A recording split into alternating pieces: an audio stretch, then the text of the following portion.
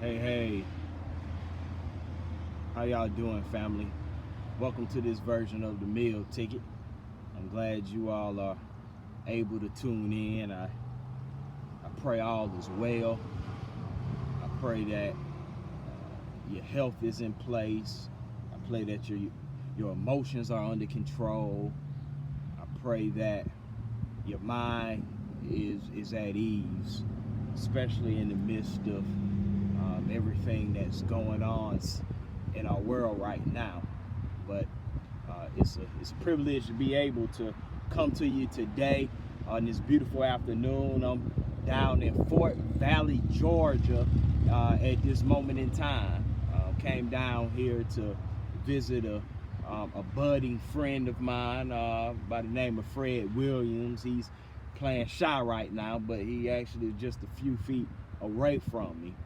But I'm recording this session right now because as I was riding through Fort Valley, I was reminded of something that situation that happened to me 15 so years ago that just kind of putting everything in perspective as far as what's going on now, and just reminding everyone that, hey, no one is exempt from situations and circumstances, but it's up to us as people to not allow those situations or circumstances to bog us down, but to empower us to move forward.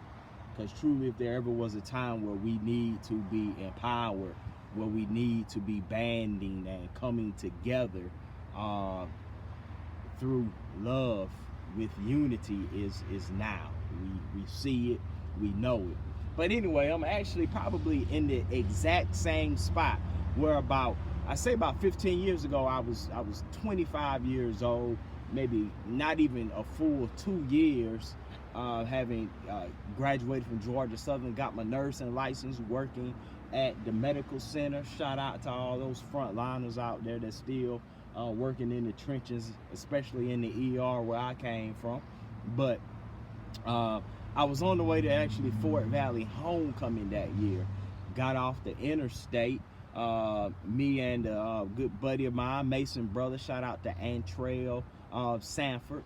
But me and our brother Sanford was riding to Fort Valley when a patrol officer, soon as I got off the interstate, a patrol officer got behind me. Lights flashed, and I rode down just a little bit further to this spot where I am right now, and the officer asked me, he said, "Sir, where are you going? What's going on?" I said, "I'm heading to Fort Valley homecoming." He was like, "Oh, is everything okay?" I said, "Yes, sir." "Is everything okay on your end?" So that's kind of how that dialogue was going. But long story short, this was a narcotics officer that had pulled me over, not a regular patrol officer that was just checking for speeding. This was a narcotics officer. And so this particular officer asked me, we engaged in some dialogue back and forth. So he asked me, "Hey, do you have anything in your vehicle that I need to know about? Anything illegal? Do you have any guns? Do you have any alcohol? Do you have any drugs?" And I was like, no. And hey, I'm cool. He was like, "Well, if everything is fine, if everything is cool, you wouldn't mind if I search your vehicle." And of course, as y'all can see, this whole situation was wrong on so many different levels. But I wasn't trying to kick up any dirt at the time, raise any sand at the time. And so, hey, I allowed the officer to get his K9 out of his vehicle as he began to then search and sniff my vehicle. And so his K9 would enter into the passenger side of my vehicle after Brother Antrail had got out. And the dog began to just kind of sniff around, sniff the outside, sniff the tires, sniff the dashboard. I guess he was checking for drugs or whatever. And but after everything was cool, the dog didn't find anything. The officer was like, "Okay, well, this everything seems to check out, fair, well." Like, yeah, I would expect so. And he was like, well, sir, I need to issue you a citation. So this is how next, but I need to issue a citation. A citation for what? Well, for speeding. He said, "I'm gonna call my partner up the road, and he's gonna come and issue you a citation for speeding." And that's how that went. He called another officer that then will come, not him, the one that pulled me over, but he called an officer that did not pull me over to come and issue me a citation. And so this officer comes, and again he tells me, well, my partner, I guess he say he got you for speeding and doing whatever it was they said I was doing. So obviously all of it was made up anyway. I can't even remember. But he pulled me, he unfairly, unjustly pulled me over, and then when he didn't find anything, he had to do something, and so I got a citation. So anyway, I was in Fort, like I said, I'm in Fort Valley, and I just kind of pulled over, maybe a little, having a little moment right now as everything is happening, just kind of reflecting on my own life, my own circumstances, situation. And I know we all have stories and things, but again, family, I just want to remind everyone that it's not the past that we should dwell on. We have to learn from it, but it is the past what allows us to learn and then come together and get stronger as a society, because that's what we are. I heard a fellow clergyman yesterday, as I've heard so many people the last few days, just attempt to address some of the issues, from COVID-19 to a possible stimulus package, second round of stimulus package that's needed, to now to the ongoing senseless murders and killings that continues to take place. But I've heard several people say, well, I don't know what the solution is. And just like many people, many people feel like I don't know what the solution is. But I'm here right now in this moment to tell you, I can honestly, in my heart of hearts, tell you what I perceive, feel, understand, know down in my heart to be the solution. And that is what my Bible says when Christ said, I am the way, I am the truth, and I am the light. And family, I can tell you, Christ is the solution to all of this. We have to put our trust, hope, faith, belief in him. That's the only way someone like me even was able to turn my life around, because I was able to put my trust and belief in Christ. And in order for this world to be able to do that, we have to trust, lean, and depend on Christ and in the word and in the life that he is breathing in us, that's manifested in the beauty and glory that's around us.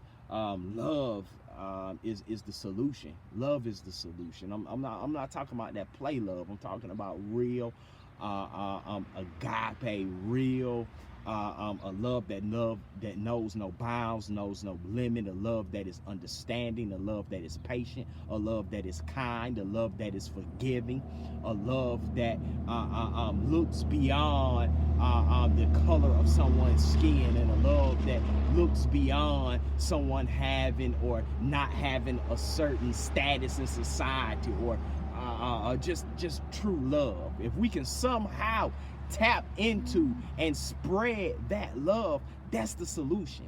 That's the solution.